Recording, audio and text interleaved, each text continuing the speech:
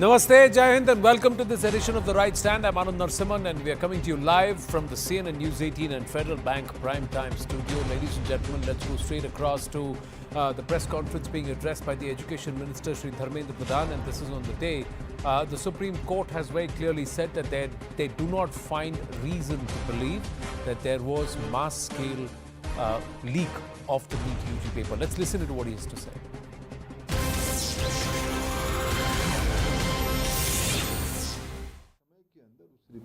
अपना रिकमेंडेशन देगी उस हिसाब से एनटीए की नए अध्यक्ष नियुक्त हो गए हैं। एक वरिष्ठ अधिकारी आदरणीय प्रदीप खोरोला जी उसकी दायित्व में हैं। वो भी खूब मेहनत कर रहे हैं। एनटीए को और विश्वसनीय बनाने के लिए हम लोग सब लोग प्रयास करेंगे।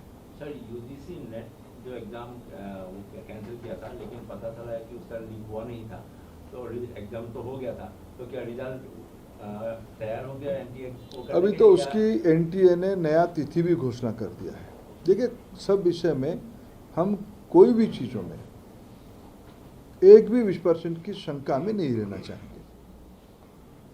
सर, अब ग्रामीण बच्चों की बात कर रहे थे जो अक्सर वंचित रह जाते हैं एग्जाम से। उच्च स्तरीय कमेटी से ये मालूम होता है कि कंप्यूटर बेस्ड टेस्ट आने वाले समय में लगाए जाए ताकि जो ये गिरोह हैं जो एक तरीके से स्कैम करते हैं पेपर के, ये ना कर पाए। सर, उस पर कुछ आप कहना चाहेंगे? देखिए, प्री AIPMT जब होता था, हमारी सामने एक तुलनात्मक तथ्य है। जब AIPMT होता था और जब से नीट हुआ है, अगर उसमें से पिछले दिनों में से सबसे ज़्यादा लाभ किसको मिला है? देश के ग्रामीण विद्यार्थियों को मिला है, देश की बच्चियों को मिला है। Girl students are doing much more in numbers in comparison in the days of PMT। SC students की संख्या बढ़ी है, ST स्टूडेंट्स की संख्या बढ़ी है, OBC स्टूडेंट्स की संख्या बढ़ी है, इकोनॉमिक वीकर सेक्शंस की संख्या बढ़ी है। पहले 2 लैंग्वेज में होता था, अभी 13 लैंग्वेज में होता है। आज नीट की एग्जामिनेशन सेंटर 4750 तक पहुंच चुकी। So that's the new NEET aspect of it, where the Education Minister saying that they will do whatever is required to ensure that the testing system is corrected, even as the Supreme Court has very clearly said that they don't have any reason to believe that they need to order a retest of the NEET UG.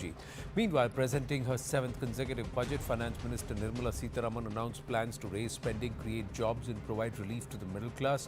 Some major changes were also made in the taxation front, while loans of up to 10 lakh rupees for higher education and domestic institutions were announced. Productivity and resilience in agriculture, employment and skilling, manufacturing, infrastructure were among the 9 priority areas in Budget 2024. SOPs have also been announced for Andhra Pradesh and Bihar, which are ruled by major NDA allies. Opposition calling it a budget for Bihar and Andhra. But first, let's go across straight to Dr. Jitendra Singh, Union Minister, who's joining us at this point. Namaste, sir. Thank you. Thank you for speaking with us here at CNN News 18.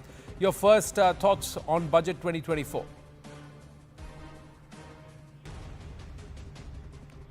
So, at the outset, Anand, thank you very much for having me with you. I think my first thought, which also gives me a certain amount of gratification and vindication, is that this budget has a huge boost for the startups. Because that is that's a subject very close to my heart, and as you know, I've been following the startup movement of India for the last few years very closely, very passionately. And we started in 2014 from just about 350 startups. Today we are more than 1.5 lakh after Prime Minister Modi introduced the startup policy. So in the present budget, on the one hand, we have some of the decisions which are very bold, which are courageous, which are out of box, like abolition of the angel tax. On the other hand, we have decisions which can be described as quite innovative, like introduction of the paid, shall I say, the paid internship opportunities. So angel tax was something which was introduced by the earlier government, the UPA, somewhere in 2012 or 13, amidst a lot of controversy and debate among the economy circles, and it was a detriment to the expected growth of the startup. So now this amount of money, because as we know, this is applies to the unlisted companies which raise their capital above the market value, the fair market value of the company, by selling it to the investors, and then generate income tax over that. So this amount would then be at the disposal of the startups to invest. And the paid internship, I think, is a very futuristic concept which is going to raise India to the level of competing on the universal parameters.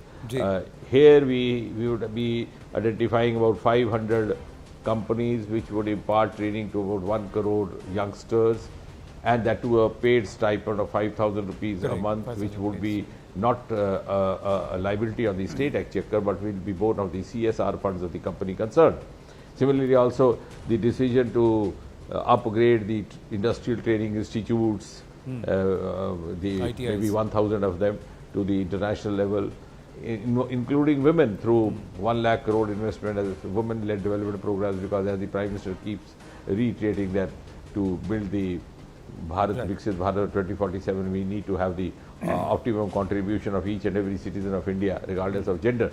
So I think that is very much in keeping with the vision of the Viksit Bharat envisaged by Prime Minister Modi. And of course, if you see the ecosystem as a whole, Anand, if you see the ecosystem as a whole, Anand, you have the Mudra loan limit being increased from 10 lakh to 20 lakh.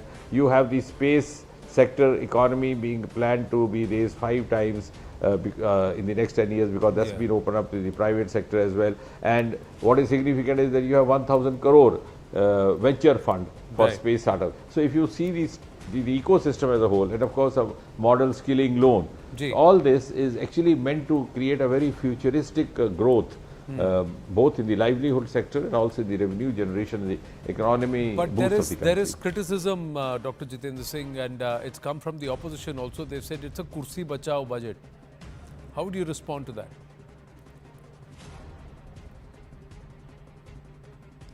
See, Anna, today we live in an evidence-based era. So what one says doesn't make a difference unless it carries some conviction, carries some argument, and carries evidence.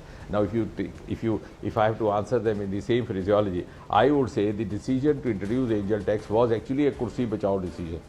It was taken on the eve of the 2014 election, just about 1 year earlier to that, when they thought that they had very little prospects of returning. So they were trying all the tricks in the book. They hurriedly went through the Lokpal bill, which was also not very well drafted. This is part of one of those ill-taken decisions out of nervousness on the eve of the truth. So this was actually a kursi bachao, which has been redeemed by this government. And if you take, as far as the allocations for the Andhra Pradesh is concerned, I think it is this government which actually facilitated the creation of the Telangana state from the 1st of June 2014, one of the earliest decisions when this government came in. And now, keeping in with the spirit of the cooperative federalism, which Prime Minister Modi has been reiterating time and again, I think it is the responsibility of the centre to help a newly created state to set up itself, to build the infrastructure for itself. And it's quite in contrary to the practice which was being followed by the UPA government. Just recall when Prime Minister Modi was the Chief Minister of Gujarat, what kind of a discrimination or what kind of a deprivation had the state of Gujarat, the government of Gujarat, suffer. So quite contrary to that, he has actually raised the levels of the relationship between the state and the centre and try to introduce a new culture of cooperative federalism. I think it should be taken in that spirit. All right, but maybe they are looking at it through the prism of what they practiced before 2014.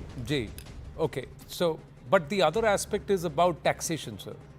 Why is it that the middle class is always left cheated? The finance minister has created something in the new tax regime, but that's just another small slab there. Why is it that there is no drastic step taken that you'll slash the income tax rate, increase the band, make it a standard 15 or 20% across all income bases? Nothing drastic's been done to put money in the hands of the middle class. It somehow feels that you're being faulted or you're being punished for doing well as a salaried professional. The other part is, sir, on the long-term capital gains and the short-term capital gains. Industry was expecting a flat rate. Now with this indexation gone, many are feeling cheated, saying, order na maar diya. No, I think India, being a heterogeneous society with different kind of requirements related to different segments of society and also different socio-economic groups. I think this is, if you look at it from that point of view, this is a very holistic budget, and as the Finance Minister said today also, even in the course of her media briefing, that we are looking forward to the simplification of the tax regime, which might gradually happen in the years to come. What shape or format it will take place is difficult to predict. And at the same time, look here, for so many years, for 60, 70 years under the earlier governments, we were confining ourselves to the resources confined to the emanating from the state exchequer. For the first time, we are now opening up to the private sector. I think space sector is one of the most notable examples of that. Till about 2 years back in 2021, we just had one startup in space. Today we have 199. In just 8 months, beginning from 1st of April to 31st of December 2023, we had 1,000 crore of private investment in the space sector. So gradually we are moving in that direction, and rightly so, because if we have to meet the universal parameters, we have to move in that direction.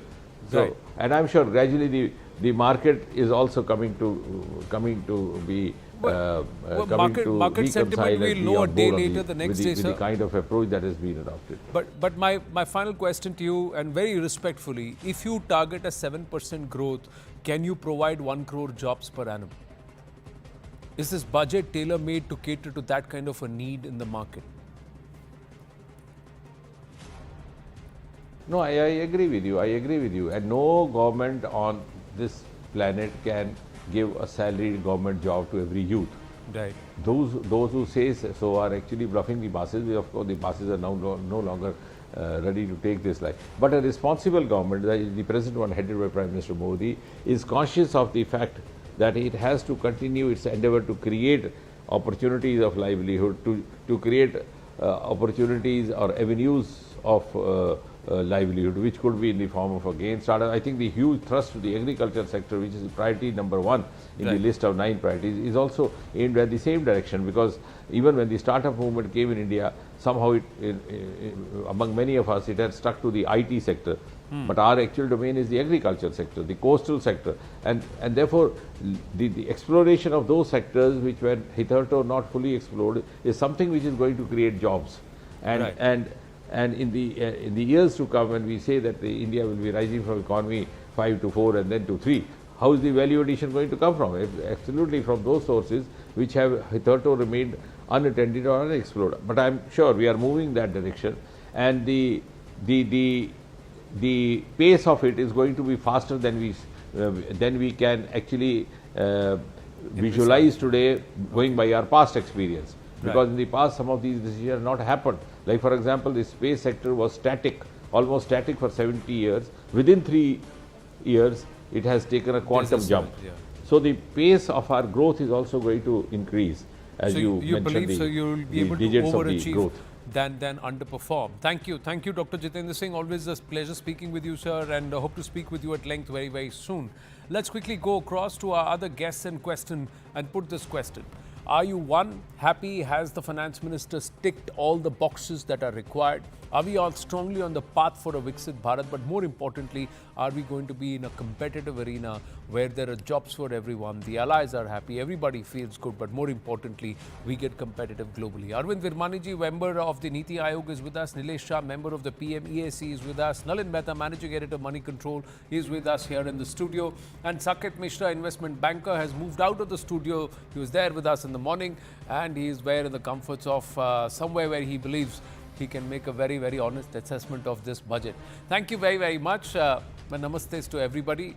First, I'd like to ask Arvind Virmaniji, if, with all your permission, Arvindji, do you believe this budget, 2024 budget, makes Bharat more competitive on the global market? Let me start from there, Arvindji. That's a very big question. I think the purpose is really long-term issues. Let me take one of them, which is skilling. I think skilling and matching with employment's job skilling is a critical why? Because the basic change in India and India relative to the world is demography. So our working age population is rising. That of the developed countries, the high income countries is declining. And so the key to our growth relative to the world is going to be the basic education and skills of the population.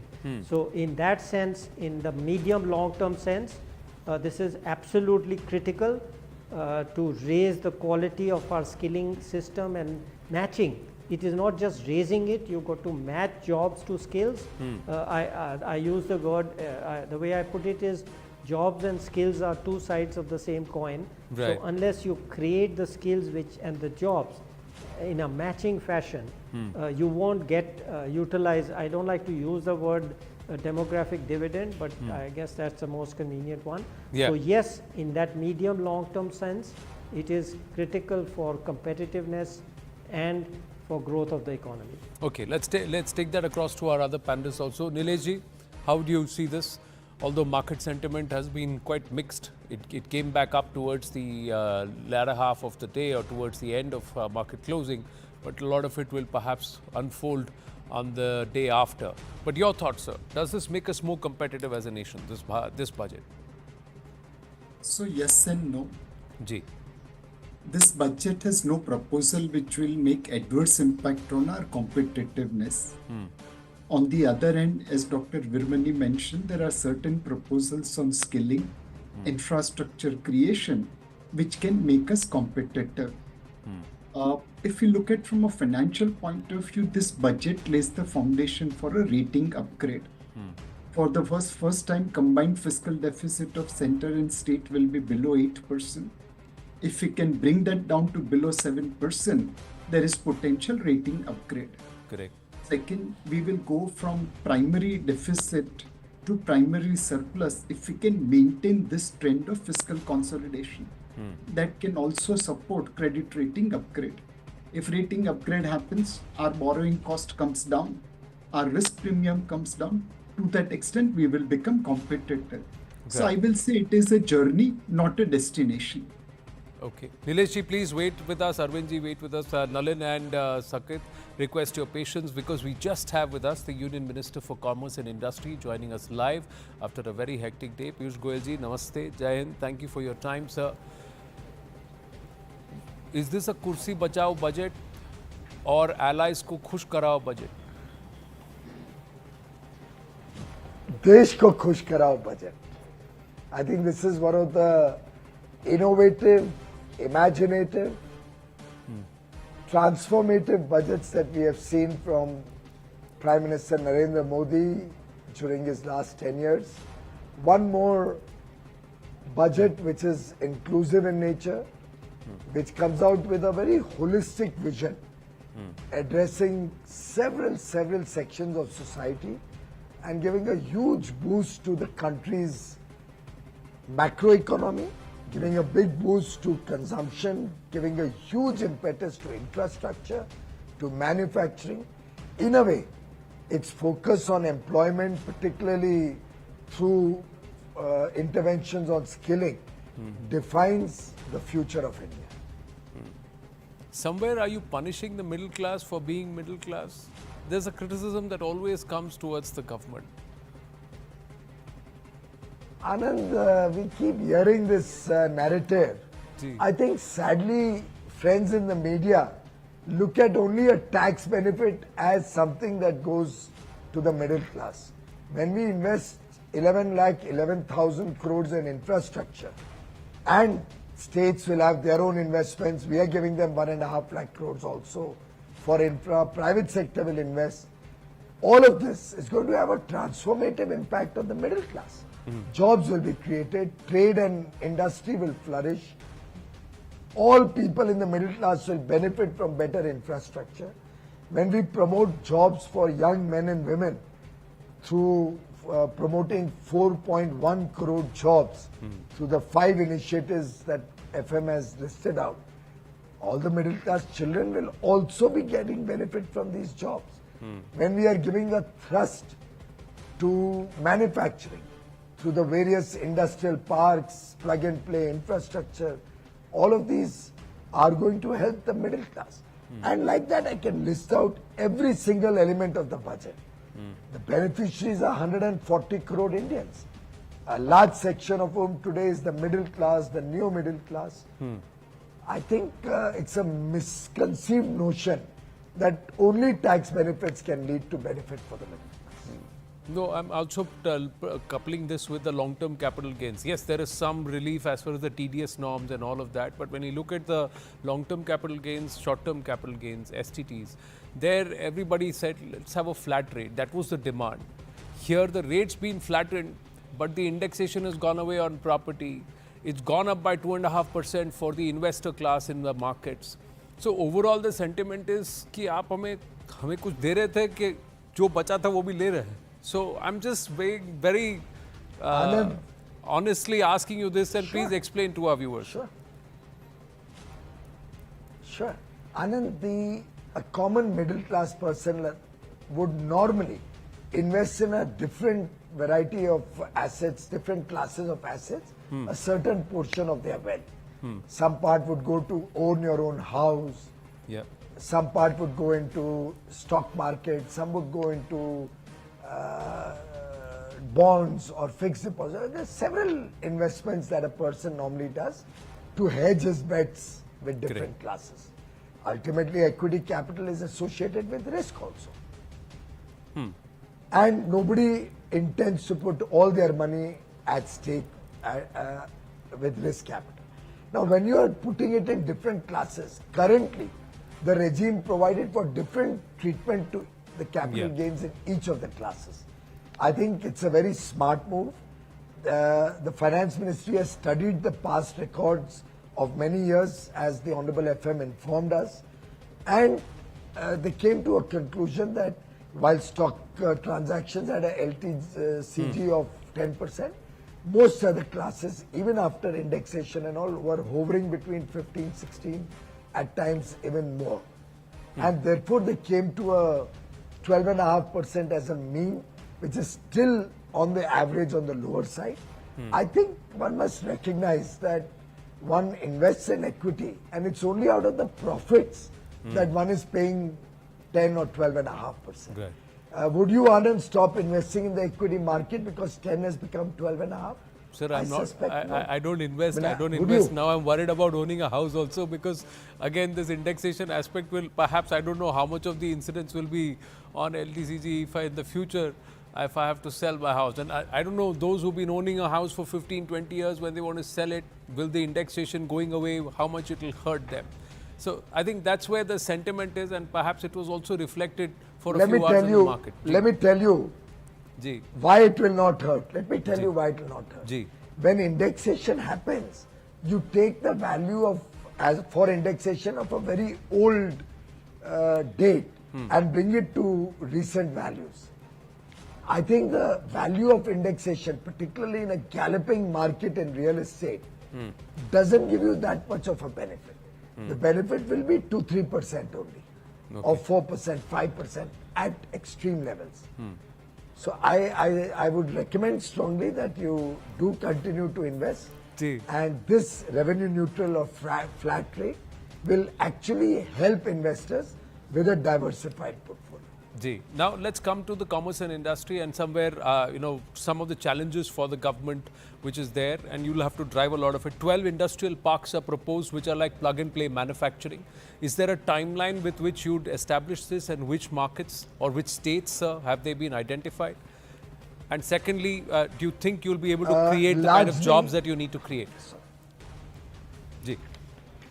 Well, largely, you know, the Prime Minister Modi works with a lot of homework and ground preparation. And I can assure you that broadly these 12 industrial parks have been worked upon for a long period of time.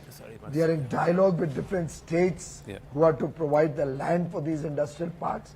They are spread across the country in different states, right from north, south, east, west. All the states are benefiting from this.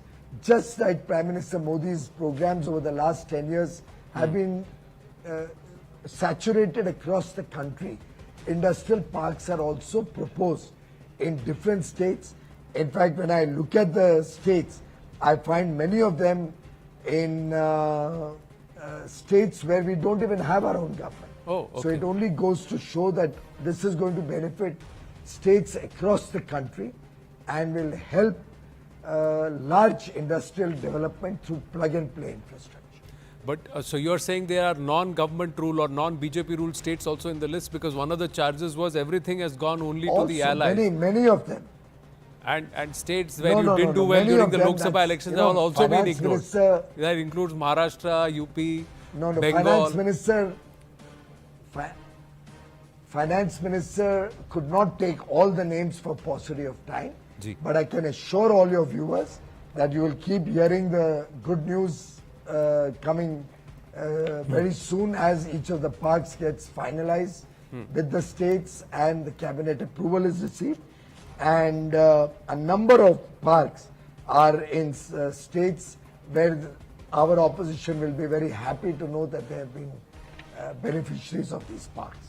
So another aspect, the customs duty bit, the finance minister hinted at an overhaul of the overall financial policy, including that of customs duty being trimmed, the Income Tax IT Act of 1961, a review, because this would also impact positively if the changes are in that direction. An erstwhile ministry of yours, that's the textile ministry. So what should the people expect? Well, what I should the think industry expect? Well, what will finally happen is yet to be determined, and the Honorable Finance Minister, I'm sure, will work in consultation with the line departments and the industry stakeholders to do what is best in the interests of each of these sectors. Also, the overhauling or the revamping of the income tax department, I think will be a music to everybody's ears. Ji. Because over the years it has got more and more complicated. Ji. And we would all like to look at a much more concise, easy to understand, simplified income tax act. She set a very ambitious 6-month time frame. So I suspect it will almost coincide with the next budget. And that should be good news for all of us. Sir, my final question, I know you have paucity of time and a lot of people want some of your thoughts. In terms of jobs, at 7% growth, can we create the 80 lakh jobs per annum, average of it, that's expected by the RBI? Sure, more so because a lot of it is related to massive investments in infrastructure, to the thrust to manufacturing, and a new element I have seen in today's budget is a focus efforts to reignite tourism, Ji. with specific mention of certain areas. So I think it augurs well for India, and the 4.1 crore jobs that are sought to be incentivized in the next 5 years are only those jobs which will be through this incentive model. There will be many, many more jobs, particularly jobs in the non-farm sector, Right. jobs in several, gig workers, for instance, or people associated with self-employment through startup ecosystem or through the various initiatives which are already Right. underway. I think 7.5%, 8% growth also would be possible in the coming years. The government has always maintained a conservative stand and like to overperform Right. rather than Underachieve. in this global geopolitical situation full of difficulties. I think it's better to remain conservative and make every effort to overperform. I think she has been very conservative, Ji. very prudent, and very practical. Piyush ji, always a pleasure speaking with you. Thank you for making the time. Thank you, sir. Namaste. Thank you. So that was Piyush Goyal. Nalin Mehta, Saket Mishra, your thoughts before we bring back Nilesh ji and Arvind ji. So, Anand, I think this budget, a lot has been said by the various guests and the ministers. I think this budget is also the first public signaling of a political shift by the Modi government a month after the elections. a lot of the signaling so far has been business as usual, nothing has changed. The budget and the way it was framed and bookended, the focus on jobs, the focus on farmers and rural India, the focus on the allies, Bihar and Andhra. Bihar goes to election next year. All of those are a direct response to the messages inherent in the election results, and this is the first public signaling of that. So in that, listening. So in that sense, the budget is, any budget of any government, the first budget signals the direction for the next 5 years. This one is particularly significant because this is the third term of this government. Also, I think there are two other key messages in the budget. So that is a change on these three things. But these are constituencies where the BJP, where its support eroded. The youth on jobs, particularly in UP and parts of the Hindi heartland, farmers and rural India, but the budget has been increased by 10%, so there's been a lot of spending on that. You also see a fund being made for inflation. So all of those are linked to that. The way you see continuity is on the focus on controlling the fiscal deficit. That's been a leitmotif of the Modi governments in the last decade, and we have seen a continuation of that. Where you see continuity is capex, which has remained constant but 10% higher than last year, or the same as the interim budget. And finally on the stock markets, the change in the long-term capital gains tax, the change in the short-term capital gains tax, and the move on futures and options. We saw the markets essentially falling in the beginning, then recovering a little and ending a little bit a little bit less than yesterday. What the government is fundamentally signaling also there is a desire to cool down the markets a little bit.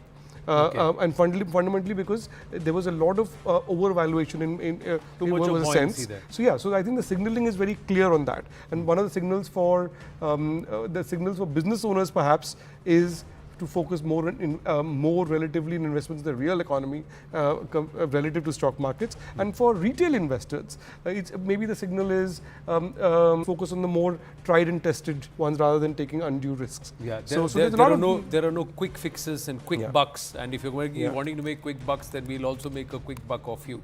Saket Mishra?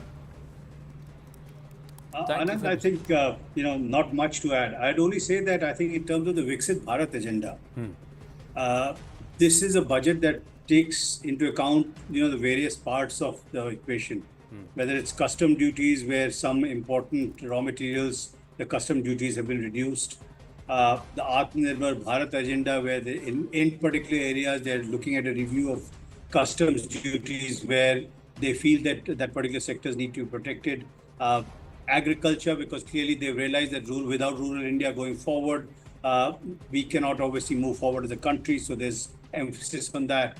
But my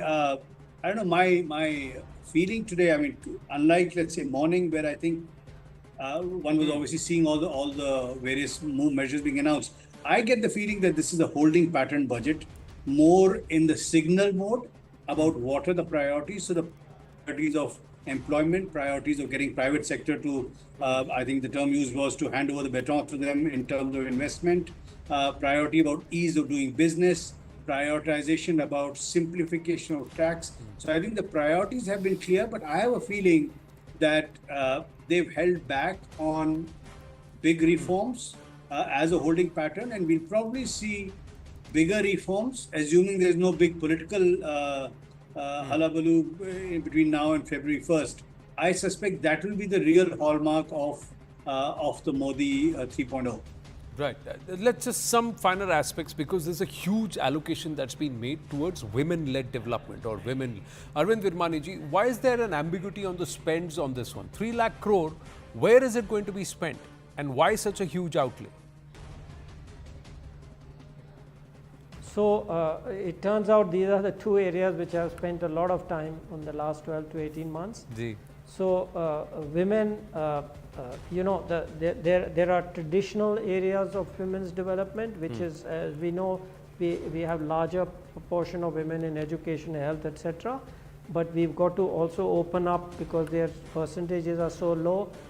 We have to open up other areas which, there is no reason for it to be male only occupation. So in that sense, in that context, entrepreneurship is very important because in some sense in the old jobs the resistance is there is a historical legacy, etc. But when you create entrepreneurs, it is completely new jobs. So women-led development in that sense, where women define what is needed, what is possible, what is the future, I think it in some ways will create less resistance and can happen very quickly. Indeed. Now the difficulty is that entrepreneurs, in some sense you can give the outer training, but the drive for entrepreneurship really comes from inside. So you have to create the conditions, and that's not simple. I'm telling you from my learnings on the last 12 months. So there you have to do a lot of things without knowing really which one will work. Just to give you one example, one of the things I heard from women is they need what do you call it, role models. Okay, so by financing women, by talking about women-led development, you are creating those role models, and that can have a disproportionate effect. It's not all about money. Another example of that is what is a very good program, what was drone Didis. So when rural women are seen to be using drones to provide fertilizer or whatever irrigate in the fields, that has a multiplier effect in terms of this creating role models. So I wouldn't go only by the funds. We perhaps don't have enough experience of which are all the programs which are effective, but as an economist, that would really what I would be looking for, to see which programs are more effective and which are less effective. Right. Nilesh ji, do you echo the minister on the market sentiments, or what Nalin was also saying, that it seemed to be just running away and it's just trying to rein things in and to just bring a semblance of a modicum of balance there, that this entire LTCG effect has happened? You think that Wednesday morning the markets will wake up positive or negative? So it's always difficult to predict the market. But right now, momentum is in market's favor. We are doing well. Other countries are doing badly, and which is why FPIs have turned buyer. There is liquidity, there is fundamentals, and there is sentiment, all in support of the market. But, please remember, from STT was levied in place of capital gain. 2018 capital gain came at 10 and 15% with STT. Now it has become 12.5% and 20% with STT. There will be one last straw on camel's back. Hopefully we will not put that straw. But overall, what's your sentiment on this budget? Do you believe it's a little underwhelming? There are a lot who have said that perhaps this budget is a little boring. It's belied expectations. Much more was expected from the government on this, especially when this is the first budget in their third term. Nilesh ji? Boring is good. I think people are underestimating the fiscal consolidation which is being created, the rating upgrade which can potentially happen, the valuation premium which India will enjoy.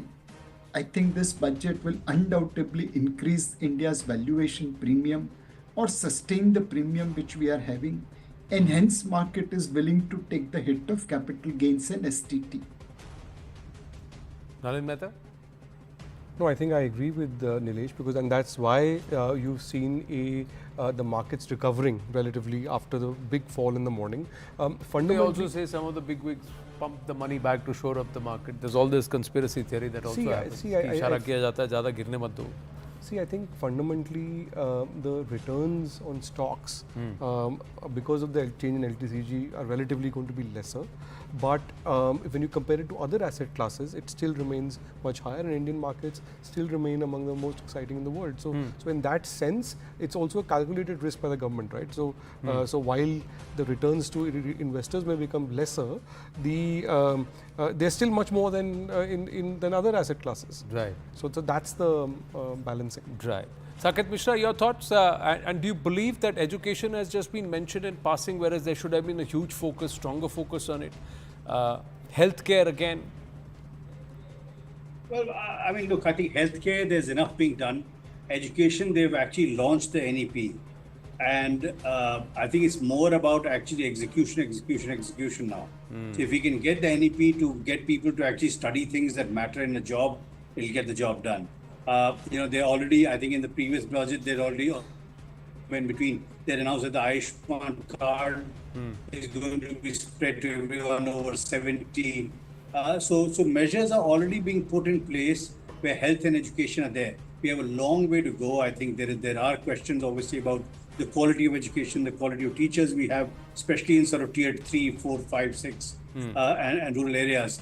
And a lot of investment is required there. But at the end of the day, those are state subjects, and a lot of the sort of hard lifting there has to be done by the states. I think one point I would also make about, unrelated to this, is that what Mr. Virmani talked about with women role models. Right? The other piece is that if we look at, we've got a country of, let's say, 100 people, right? 50 are women. By having this 3 lakh crore investment in women businesses or women work, think of the productivity change that's happening in the population as a whole with women participation. I mean, as of now, if those women are either staying at home or not sort of involved in entrepreneurial activity, suddenly they come online over the next year, 2 years, 3 years. Right. They will be changed, and they're all producing value add in the economy. So I think there is a huge productivity increase potential because of women coming into the workforce.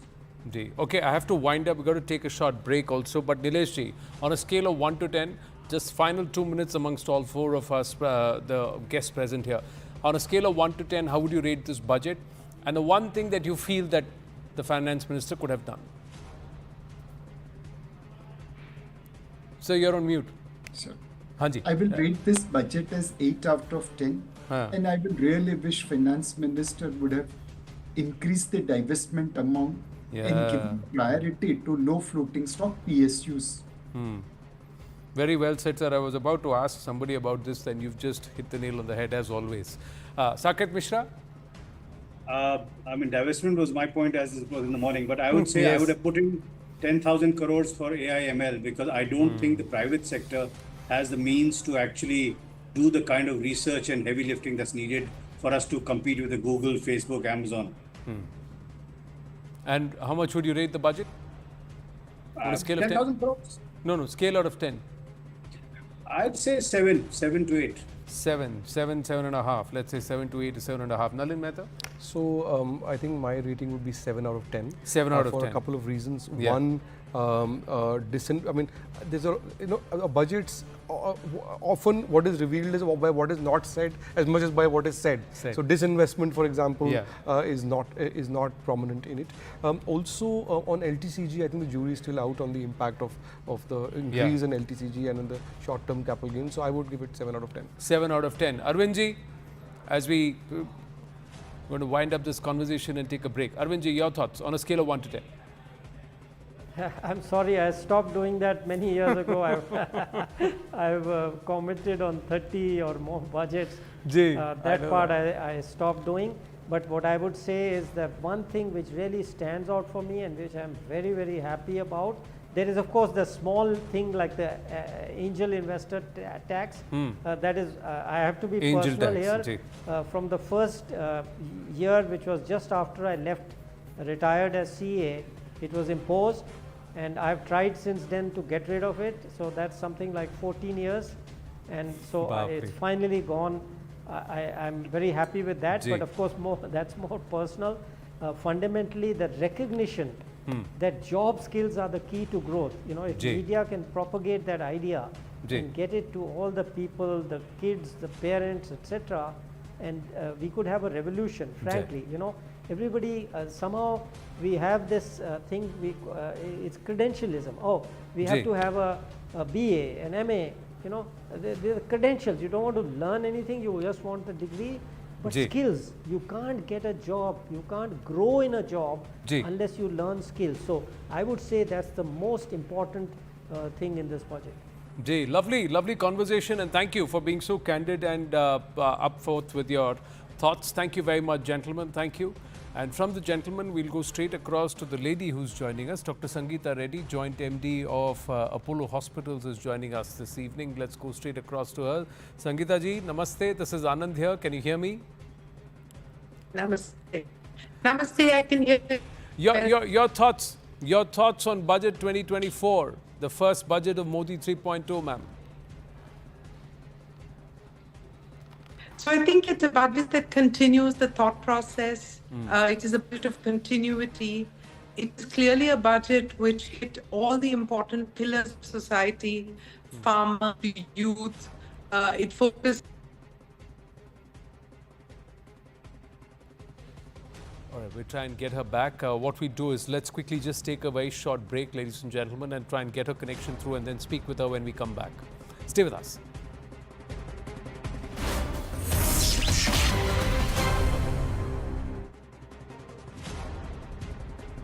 Back live, ladies and gentlemen, and we are just standing by for Dr. Sangeeta Reddy to join us. A little bit of an unstable connection with her, but we have Ashneer Grover, former Managing Director of Bharat Pay, joining us. Ashneer, namaste. Jai Hind, thank you for your time. Your first thoughts on the budget. I believe you think it's quite boring. Why? See, my expectation from the budget are very different. See, if you look at it, Finance Ministry is the most important ministry in the government. CFO is the most important person after CEO, right? And therefore, there's the opportunity to make the most difference in terms of what you can do in terms of policy change. But somewhere, it's being made a non-event. It's even in this budget, what is there to talk about? I don't even know what I should talk about, right? I only have two figures on my head. One is short-term capital gain going up from 15 to 20%. The other is long-term capital gain going up from 10 to 12.5%, which is just what has been happening for the last 10 years, which is the tax rates going up. The fundamental disconnect I have is that this government believes that they can tax more, they can borrow more, and they can do public spending, which is going to drive the economy. But the fact is, for the last 10 years, what you have delivered is a 6 to 7% growth rate, which was being delivered even in the government before you, right? Or even slightly higher even, right? So this whole concept of let's tax more and we'll have more money to spend and the government knows where to spend, it has proven to be incorrect. Right. So you had an opportunity to make a correction after 10 years in power, where you said, okay, this time around we're going to tax less, leave more money with individuals and corporates, let them decide where they want to invest or where they want to spend. And I think that is what could have made India go from that 6 to 7% to 10 to 12% growth, which is what we are actually looking for. It's a lost opportunity, and that's why the disappointment. You feel there's enough that's been done to create jobs? Do you have a point of view on taxes, but on jobs? Or do you believe something else could have been done? No, see, taxes again, it's a function of overall economic activity. Right. अगर आप मेरे को एक बात बताओ ना, अगर आपकी इकोनॉमी 6% से ग्रो कर रही है, ठीक है, at best आपकी jobs 6% से ग्रो कर सकती है, assuming there is no upskilling happening. But there is significant upskilling happening, right? एक बंदे का काम, जो दो बंदे का काम कर, अब एक बंदा कर सकता है. अगर आप 10 साल पहले देखो, जो दो बंदे काम करते थे, वो एक बंदा कर सकता है, because tools इतने हैं, internet है, everything is, productivity has gone up, right? So अगर आपकी इकोनॉमी 6% से ग्रो करेगी, right? आपकी जॉब ग्रोथ तो 6% से आधी ही होगी ना, आपकी 2-3% से ही ग्रो करेगी जी. So आप फंडामेंटली उसको एड्रेस ही नहीं कर सकते जब तक आप इस माइंडसेट में नहीं जाओ कि यार मेरे को 12-15% ग्रोथ चाहिए for a decade. And see, this is the same government which had the guts to bring in demonetization. Correct. So it's not a different government, right? It's the same government who said कि कल सब अपने note अंदर रखो bank में जमा करा के आओ, लाइनों में लगो. And people did that, right? Ji. But from the same government, when you see such lackluster approach, saying कि मतलब somewhere I feel कि क्या है? What is the what is the policy? How are you going to create jobs? तो बोलने से तो होने नहीं वाली. आप बोल रहे हो जी हम क्रिएट कर रहे हैं, ये कर रहे हैं, उससे तो होने नहीं वाली. आपने ऐसा क्या किया है फंडामेंटली डिफरेंट जिससे आपको लग रहा है कि कल आज 1000 जॉब थी, कल 10,000 जॉब हो जाएंगी मार्केट में? करेक्ट. सो कहीं ना कहीं तो आपको कुछ इंसेंटिव्स लाने पड़ेंगे ना. सी आपको समझना पड़ेगा government can not create jobs anymore, right? People who can create jobs is the private sector जी. leave enough money in the hands of the private sectors, let that grow, right? Fundamentally आप अभी बहुत ही गलत जगह पे stuck हो जहाँ पे आपको लग रहा है सरकार कुछ कर लेगी, सरकार कुछ नहीं कर सकती. बट सरकार का तो ये हमेशा मानना रहा है that the Prime Minister himself has said that government has no business to be in business. So they claim they're walking that talk. You believe it's not and something else needs to be done. Let's see. We'll all have to read the fine print of the budget. Ashneer Grover, thank you. Always a pleasure speaking with you. Thank you for speaking with us.